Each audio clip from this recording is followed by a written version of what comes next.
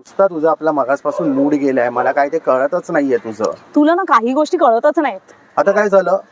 अरे काय झालं काय झालं? काय? काल माझ्या मैत्रिणी आल्या होत्या, तर बरोबर. मी तुला काय म्हटलं की त्या शॉपिंग मॉल मध्ये चालल्या शॉपिंगसाठी म्हणून. हो बोललीस ना. आणि आता मी काय करायचं? त्यांच्याबरोबर काय बॅग्स घेऊन काय शॉपिंग करायला जायचं? अरे बाबा तू कशाला जाणार शॉपिंग करायला मग? त्यांच्या बरोबर? तू मला म्हणायचंस ना की तू जा म्हणून. अरे बाबा मग जायचं होतंस, मी तुला कधी अडवलंय? अरे तुला कधी कळणार? अडवायचं काय त्याच्यात? म्हणायचंच अरे जा. यार मला तर वेळ लागायची पाळी आली आहे. अडवायचं, हे करायचं, ते करायचं. तू काय ते स्पष्ट बोलत जा बाबा माझ्याशी. मी काही स्पष्ट बोलणार नाहीये, तुला कळायला पाहिजे. आता परवाचीच गोष्ट घे. काय? आत्याचा फोन आला होता सुट्टीच्या दिवशी, येऊ बरोबर. का म्हणून. काय बरोबर. प्रॉब्लेम आहे का? नो प्रॉब्लेम, ये. अरे आता माझी आते आहे तर मी तिला येच बोलणार ना, काय नको येऊ बोलणार. अरे तुला हे कळायला पाहिजे होतं की माझी पण सुट्टी आहे, माझी काही कामं असतात, माझे काही प्रॉब्लेम्स आहेत. अरे मग तू करायचे होते ना तुझे प्रॉब्लेम हँडल. मी काय करणार आता? अरे तुला कधी कळणार काय? माझे काय प्रॉब्लेम, माझं काय म्हणणं आहे ते. हा मग ते सांग ना. आता मी काय ब्रह्मऋषी आहे का तुझ्या मनातलं जाणून घ्यायला?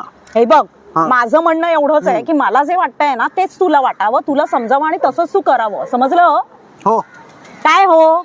हेच की तुला जे वाटतंय ना त्याला किंमत आहे, आमच्या वाटण्याला काहीच किंमत नाही. तुझं ते वाटणं आणि आमचं वाटणं ते चाटणं. आमचं वाटणं आम्ही मिक्सरमध्ये टाकायचं, वाटायचं आणि चुलीत टाकायचं.